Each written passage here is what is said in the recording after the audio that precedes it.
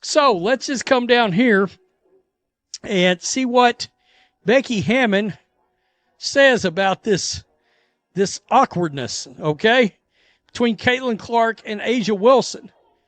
Hammon also witnessed the league's massive growth spike since 2024, which is largely attributed to Caitlin Clark's arrival in the WNBA. CNBC's Alex Sherman interviewed the iconic coach on November 12th. At one point, input has 7 paragraphs. Output will have 7 paragraphs. Does that lead to sort of a awkward dynamic at all? Question mark. Should be noted. I mean, there are a lot of foul calls that does send A'ja Wilson to the line. To the point that other fandoms literally call it her special whistle. I mean, when she plays, special whistle literally trends online. Okay, this is wild. A'ja Wilson's own coach just said the quiet part out loud and it sent shockwaves. Picture this. CNBC's Alex Sherman sits down with Becky Hammon and he asks the question everyone's been tiptoeing around. Does it create an awkward dynamic when the public thinks Caitlin Clark is the face of the league, but everyone inside the WNBA knows A'ja Wilson is the best player on the planet? Hammon tried to be diplomatic for a bit, praising A'ja's dominance, her hardware, her unstoppable 6'4" frame. But then came the sentence that A'ja Wilson fans absolutely did not want to hear. But Caitlin Clark is bringing in the fanfare. Not they both bring fanfare. Not the league benefits from multiple stars. Just Caitlin Clark is bringing in the fanfare. Present tense, singular credit. And coming from the coach whose job it is to sell A'ja Wilson as the undisputed face of the league, that's a massive, massive deal. I kid you not. Quote, I don't think so, Hammond responded. I think people want to make more of it than what it is. Let the numbers do the talking. The winning do the talking. Caitlin had a tough year. Obviously, with injuries this year, she's going to be a tremendous player in the league. No doubt about that. A'ja Wilson is the best player on the planet, and she's got the hardware and the numbers and everything to back it up. But Caitlin Clark is bringing in the fanfare. I mean, she's one of the most exciting players to ever seen on the collegiate level.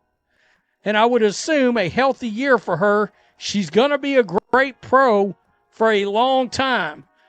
So, here's what makes that statement so mind-blowing. Becky Hammon isn't just some talking head trying to snag clicks on ESPN. This is the head coach of the Las Vegas Aces, A'ja Wilson's coach. Her job literally depends on keeping her superstar happy and performing at peak level. She has every single incentive in the world to protect A'ja's status as the league's absolute premier player. And yet, when she was directly asked about the Caitlin Clark versus A'ja Wilson dynamic, she couldn't escape stating the undeniable obvious truth. The numbers absolutely back up what Hammon said. Just look at the 2024 season, when Indiana played Las Vegas. Viewership didn't just spike generally, it spiked specifically for Fever games. A'ja Wilson has been dominating this league for years, racking up MVP awards and championships. But that massive growth spike everyone's been buzzing about, that didn't happen until Caitlin Clark stepped onto the court. At this stage of her career, A'ja Wilson's a dream of every franchise in the league.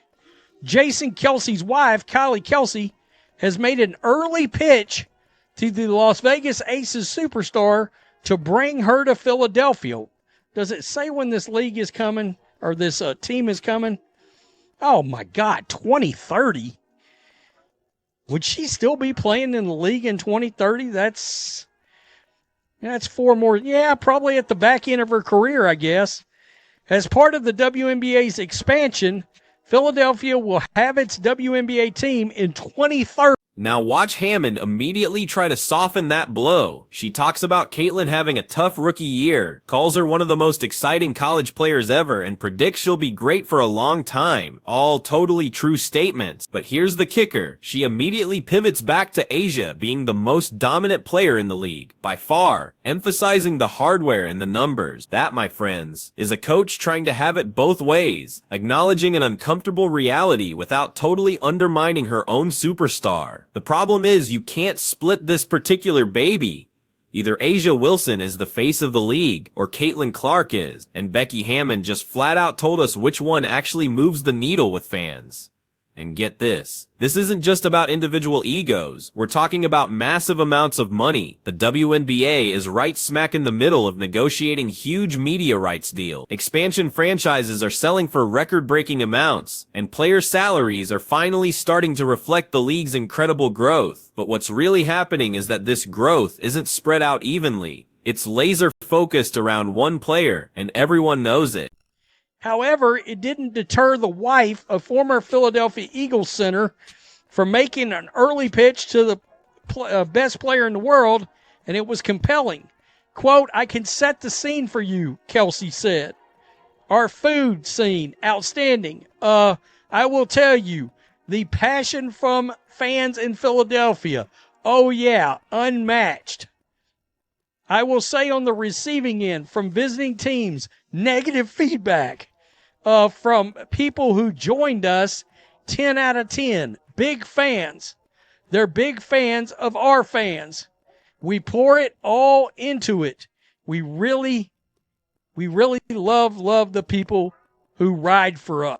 Speaking of money and expansion, let's zoom in on Philadelphia for a second. The city is getting a WNBA team in 2030, and it's owned by Josh Harris through Harris Blitzers Sports Entertainment, the same guy who owns the 76ers and the Commanders. Comcast even has a minority stake. We're talking serious money pouring into this league. And guess what? Kylie Kelsey, Jason Kelsey's wife, is already on the recruitment trail. She had Asia Wilson on her podcast and made her pitch: an outstanding food scene, unmatched fan passion, a city that absolutely rides or dies for its players. And honestly, she's not wrong about Philly fans. They're intense, loyal, and absolutely brutal if you underperform. But here's the really awkward part of this whole recruitment pitch. By 2030, Asia Wilson will be on the back end of her career. In her early 30s, she'll likely still be productive, sure, but not the dominant, unstoppable force she is right now. And let's not forget, the Aces are owned by NFL owner Mark Davis, with none other than Tom Brady, the greatest quarterback of all time, also holding an ownership stake. That's a pretty incredibly compelling situation to just walk away from. According to reports released by the league, the team will be based in South Philadelphia. Harris Blitzer Sports Entertainment has the ownership of the team, with Comcast holding a minority stake. And by the way, in case you're wondering if you think that sounds familiar, that's Josh Harris, the owner of the Washington Redskins, who also owns the Philadelphia 76ers, by the way, an NFL owner. I suspect that's going to be a pretty badass market, actually. Look, I don't want to act like she's wrong about something. Now, the expansion draft dynamics here are absolutely fascinating. When Philadelphia rolls into the league in 2030, existing teams will have to leave players unprotected. And the massive question becomes, will Las Vegas still consider Asia Wilson untouchable by then? Or will they strategically protect younger talent and let a 32-year-old high-salary veteran get selected? Look, that might sound totally insane to Aces fans right now. Asia Wilson is their franchise. But let me tell you, this is professional sports. Teams make cold-blooded decisions about aging stars all the time. And if Caitlin Clark is still bringing in the fanfare while Asia's production is declining, the entire business calculus shifts dramatically. Philadelphia fans, you need to understand what you're signing up for. This isn't Indiana, where the fan base was so thrilled to have Caitlin Clark they tolerated a coaching staff that wasn't ready for prime time. Philadelphia will demand excellence immediately. They booed Santa Claus, they threw batteries at opposing players, they ran Donovan McNabb out of town despite him being one of the best quarterbacks in franchise history. If Asia Wilson shows up at 32 years old and doesn't deliver a championship right away, Philadelphia fans will let her know about it. Loudly. Constantly. That passion Kylie Kelsey is selling. It's real, but here's the kicker. It cuts both ways. Philadelphia Eagles fans, and yeah, Philadelphia fans in general, very passionate. We know at times can get salty. All right, can get kind of salty. Looking right at you, CDS Sports Podcast. Let's Go Philly. The Let's Go Philly podcast is his football channel. He covers a lot of Philadelphia sports on there. Very salty group of fans, but yeah, they ride and die for their players. I mean, every player that ever plays for the Eagles is the greatest player of all time at that position. Okay, let's swing back to the core issue here, that incredibly awkward dynamic between perception and reality. A'ja Wilson, she's got the MVP awards, the championship rings, the scoring records. By every single objective basketball measurement, she is, without a doubt, the best player in the WNBA right now. Nobody, and I mean nobody, disputes that. But here's the kicker. Caitlin Clark has something A'ja doesn't. She has the unbelievable ability to make casual fans care. She's bringing people who've never watched women's basketball into the arena, and she's keeping them glued to the TV. That's not a skill you can teach or replicate. It's pure star power, charisma, whatever you want to call it. And honestly, it's worth more than any statistical category. The WNBA has seen dominant players before. Lisa Leslie, Candace Parker, Diana Taurasi, all absolute legends, all deserving of their status. But none of them generated the kind of mainstream attention that Caitlin Clark did before she even played a single professional game. Women's basketball games are now outdrawing men's games. That, my friends, is absolutely unprecedented. Becky Hammon tried to frame this whole thing as people want to make more of it than what it is, but let me tell you, that's classic coach speak for, yes, there's absolutely tension here, but I am not about to pour gasoline on it during a national media interview. She's way too smart for that. This woman has been steeped in professional basketball her entire adult life. From player to assistant coach under Popovich to now a championship-winning head coach in the WNBA. She knows exactly how these dynamics work. When one player generates significantly more attention and revenue than another, it creates natural friction, not necessarily personal animosity, but a deep structural tension around endorsements, media coverage, salary negotiations, and even legacy discussions.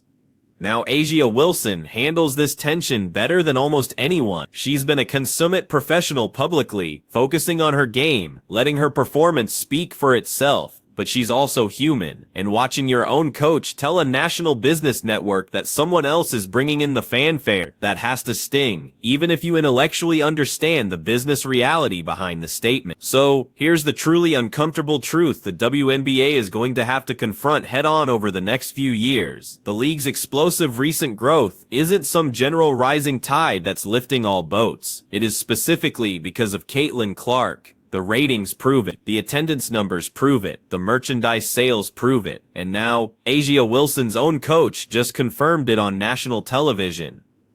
Look, this doesn't diminish A'ja's incredible accomplishments one bit. She is still the best player in the league by any objective measure. But best player and most valuable to the league's growth are two very different categories, and right now, Caitlin Clark owns that second category completely.